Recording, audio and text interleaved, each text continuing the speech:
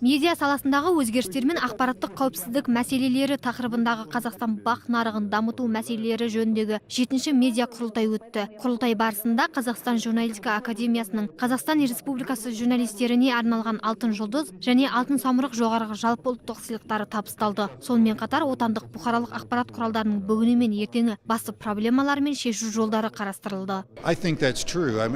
Қаламсап әрине өз орнында керек, бірақ журналист заманауи құралдарды қолдан алған кезде ғана мықты болады. Оның қатарында аудио, видео, фото, әлеуметтік желілер де бар. Бұл бір жағынан жеделді, екінші жағынан жарнама болып табылады.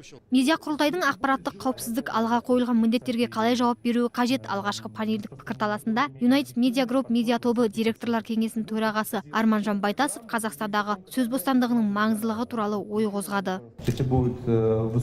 Сөз бостандығы болған қоғамда бұқаралық ақпарат құралдарына деген сенім артады. Тәуелсіз ақпарат құралдарының күшеюі мемлекетті дамытуға сеп. Еліміздегі сөз бостандығы әр адамның ішкі дүниесіне байланысты, оның қаншалықты тәуелсіз екендігіне қатысты. Отандық ақпарат құралдарының сапасын көтеріп, мақсатты контент қалыптастыруға назар аудару қажет. Журналистердің кәсіби біліктілігі туралы ой қозғаған белгілі қоғам қайраткері, саясаткер және тәжірибелі журналист Әміржан Қосанов алдымен цензурадан арылу керегін алға тартты.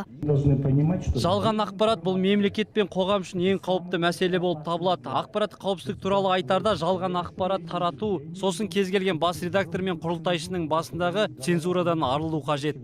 Сонымен қатар жиылған жұрт Қазақстанда жалған ақпаратты кім және не үшін таратады деген сауалға жауап іздей келе, басты проблема цензурада деген қорытындыға келді. Медиа құрылтайдың бағдарламасына сәйкес секциялар жұмысында бөлінген бірнеше тақырыптарға арнайы шеберлік сыныптар өткізілді. Ақбота Мұсабекқызы, Юрий Проводин, Қазақ Ньюс, Алматы.